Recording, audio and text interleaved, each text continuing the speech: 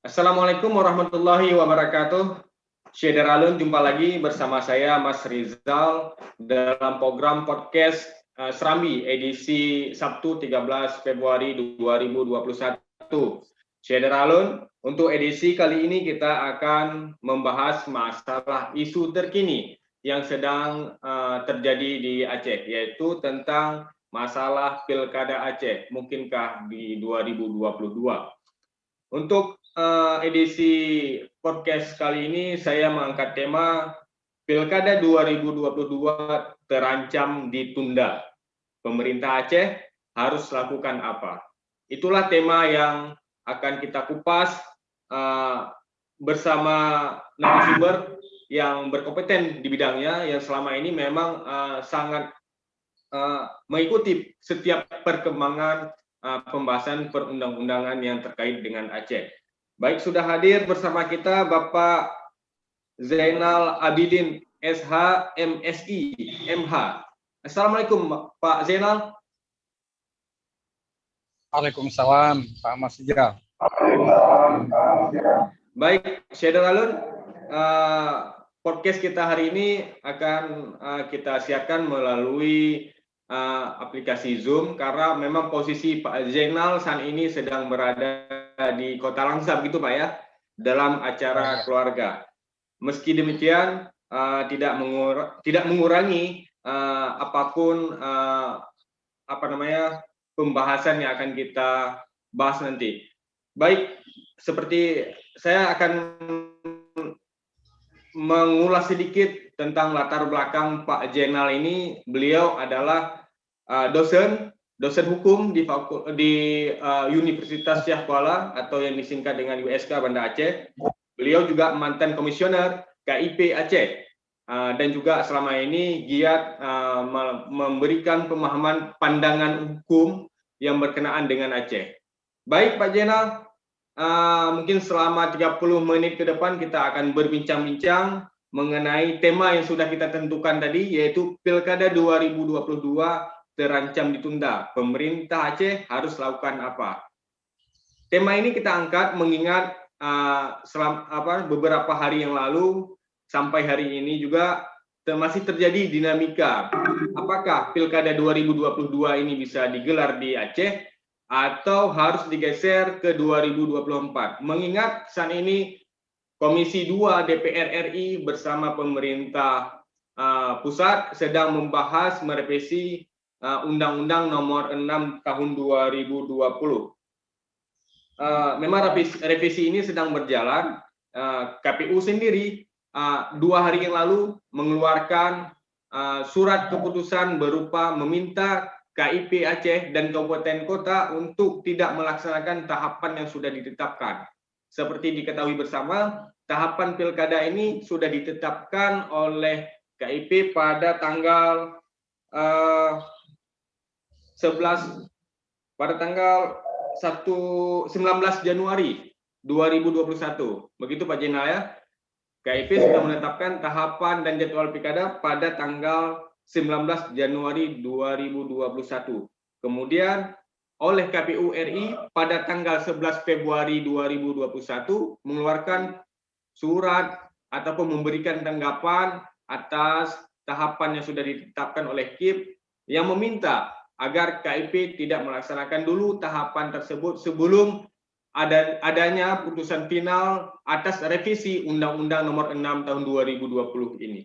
Baik, untuk lebih jelasnya nanti kita akan berbicara lebih panjang selama 30 menit ke depan dengan Pak Zainal Abidin mengenai persoalan undang-undang pilkada ini. Apakah Aceh bisa menggunakan Undang-Undang Nomor 11 Tahun 2006 tentang pemerintahan Aceh atau UPA atau harus mengikuti undang-undang secara nasional? Baik, Pak Zainal, mungkin langsung saja saya tidak memperpanjang intro. Nanti kita lebih berdiskusi saja mengenai apakah Aceh bisa melaksanakan Pilkada 2022 atau tidak. Baik Pak Zainal, untuk mengawali diskusi kita ini, saya mungkin akan mengajukan satu pertanyaan pembuka ini ya. Saya akan menanyakan pandangan Pak Zainal sendiri selaku praktisi hukum yang juga dosen hukum mengenai soal dinamika pilkada Aceh ini. Bagaimana Pak Jenal melihatnya? Silakan Pak Jenal.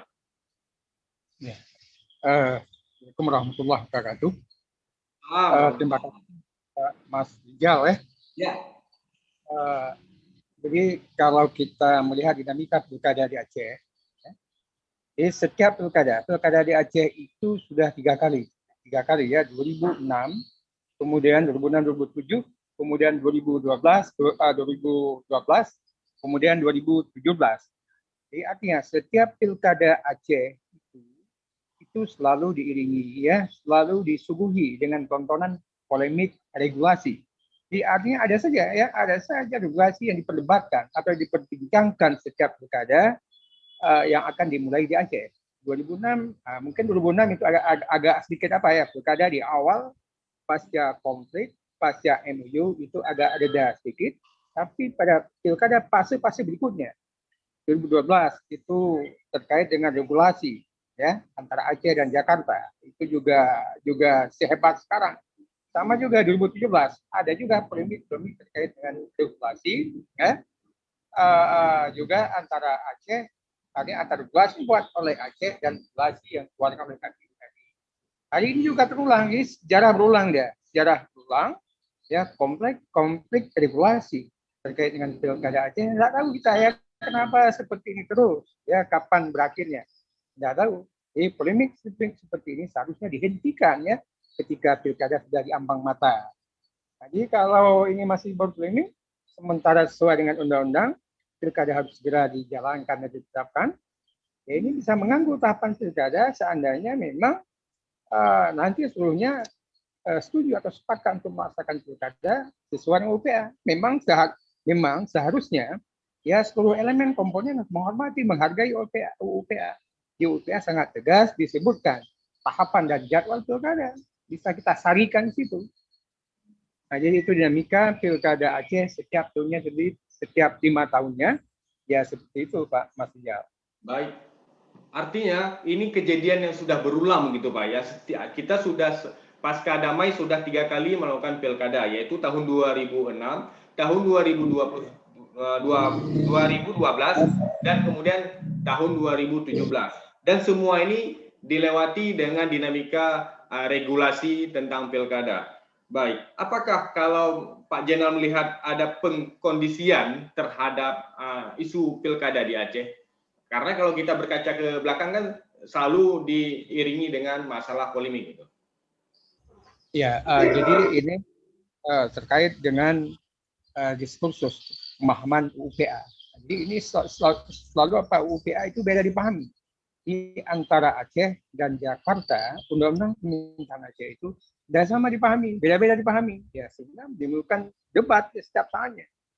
Jadi seharusnya kalau memang semua pihak, ya semua stakeholder menghormati dan menghargai UPA, itu tidak ada masalah. Karena di UPA itu sangat eksplisit dan tegas disebutkan tahapan-tahapan, jadwal, kemudian tahapan-tahapan pilkada itu sudah jelas semuanya. Kemudian didirepasi dalam kanun-kanunnya menjadi lebih lengkap ya. Memang UPA dan kanun itu sebagai satu sistem perundang-undangan. Ketika UPA dan kanun tidak lengkap ya bisa dilengkapi dengan undang nasional. Jadi fungsi undang nasional itu untuk melengkapi terhadap undang-undang yang bersifat lokal ya, dalam hal ini adalah UPA. Jadi UPA itu undang-undang yang bersifat lokal harus dan wajib dilaksanakan, ya tidak boleh dipolemikan. Undang-undang nasional baru berlaku ke Aceh ya apabila undang-undang lokal wet itu tidak mengaturnya. Ya UPA sebagai lokal wet itu yang determinan. Sementara undang-undang nasional subordinat. Artinya titik pijak awal kita adalah UPA. UPA anda lengkapi dengan undang nasional. Bukan kita melihat sebaliknya. Kita lihat duluan undang nasional, kemudian baru lihat UPA. Itu yang terjadi, itu salah. Tidak seperti itu. Ya, dalam konsep melihat hukum yang khusus dan hukum yang umum, ya seperti itu. Aceh sebagai wilayah, ya daerah khusus, hukumnya juga khusus. Jadi yang titik tekan penglihatan cara melihat hukum adalah hukum yang khususnya dulu, kemudian baru yang umum. yang umum untuk melengkapi yang khusus. Nah, jadi jangan seperti hari ini KPU melihat hukum yang umum baru dibawa ke hukum yang khusus. Maka nggak nyambung. Seharusnya yang khusus itu baru kita lengkapi dengan yang umum. Baik, artinya ada kebalikan yang dipraktekkan selama ini, begitu Pak ya. Baik Pak, sangat menarik ya pembahasan mengenai tentang pilkada ini. Memang seperti yang kita sebutkan tadi, polemik ini tidak akan ada akhirnya gitu. Selalu saja muncul di setiap jelang pilkada Aceh ini. Dengan kondisi seperti ini, apa yang harus dilakukan oleh pemerintahan Aceh, Pak? Ya, jadi sebenarnya semua pihak yang terkait dengan pilkada itu ada tripartit ya, itu yang paling menentukan. Di situ ada pemerintah, ya, baik pemerintah pusat maupun pemerintah daerah atau pemerintah Aceh. Kemudian ada DPR, DPRD maupun DPRA, ya, Perskop Aceh. Kemudian yang ketiga KIP-nya atau KPU-nya. Jadi ketiga hal itu, ya, ketiga komponen yang paling menentukan pelaksanaan pilkada di Aceh itu sinergi. Sinergi artinya apa? Melaksanakan tugas, fungsi dan wewenangnya sesuai dengan kewenangan yang diberikan oleh undang-undang. Jadi sebenarnya core-nya ada di undang-undang. Nah, jadi hari ini kita melihat surat KPU. Jadi surat KPU, ya, surat KPU itu dalam perspektif undang-undang atau peraturan perundang-undangan itu bagaimana kita melihatnya, ya? Jadi apakah KPU itu berwenang tidak? Berwenang tidak mengeluarkan surat KPU untuk mengatur pilkada Aceh. Nah, jadi ini lagi mengingatkan kita bahwa dalam konteks kita melaksanakan fungsi dan wewenang kita, itu undang-undang sebagai dasarnya. Jadi kalau kita mengacu kepada undang-undang administrasi pemerintahan disebutkan setiap tindakan, setiap keputusan, ya, pejabat pemerintahan wajib berdasarkan undang-undang. Ya, wajib bunyinya dasar undang-undang. Kemudian jadi pertanyaan, apakah surat KPU itu ya dikeluarkan oleh KPU untuk mengatur pilkada Aceh berwenang tidak? Ya, jangan-jangan tidak berwenang. Saya melihatnya, ya, surat KPU itu tidak pada tempatnya untuk mengatur pilkada Aceh.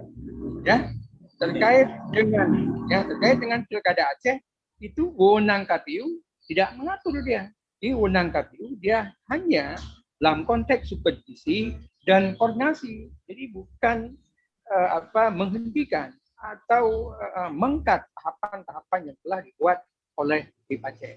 Ya. Jadi bisa-bisa karena surat dibuat itu tanpa wewenang, maka surat itu abaikan saja. Dalam istilah hukum itu null and void. Nah, jadi bisa diabaikan seandainya sebuah keputusan yang dibuat oleh lembaga pemerintahan itu tanpa kewenangan. Ya, kita melihat ya kalau kita UPA. Dalam UPA tidak ada sebutan satupun KPU. Dalam UPA dengan tugas wewenang dalam pilkada. Tidak ada KPU dalam pilkada itu. Tidak ada. Ya, makanya kewenangan untuk menetapkan tahapan dan jadwal pilkada itu ada pada KIP Aceh. Itu kewenangan seperti itu namanya kewenangan atribusi. Ada kewenangan yang begitu kuat. Jadi KPU tidak boleh terlalu masuk ke Aceh ya untuk mengatur pilkada Aceh. Dia hanya supervisi, mengawasi saja apa yang dilakukan oleh KIP Aceh. Beda dengan pemilihan umum. Kalau pemilihan umum, wewenang KPU itu besar, tapi pilkada Aceh tidak besar.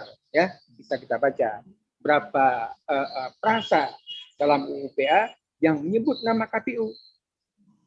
Ya, kalau kita kaitkan dengan pilkada Aceh, bahkan tidak ada itu.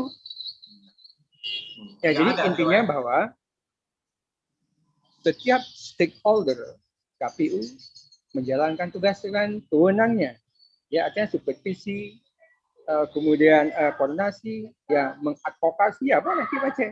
Kemudian DPR juga support politiknya itu perlu ya supaya tahapan-tahapan ditetapkan oleh KIP Aceh itu bisa berjalan dengan baik. Kemudian pemerintah anggaran UPM mengatakan bahwa untuk pilkada provinsi itu anggarannya dibebankan pada APBA.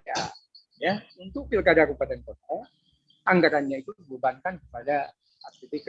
Nah, jadi itu wajib, itu norma yang kita baca di UPA itu pembebanan anggaran pilkada pada pada setiap level pemerintahan itu bukan dapat bahasa wajib itu. Normanya norma imperatif, bukan norma.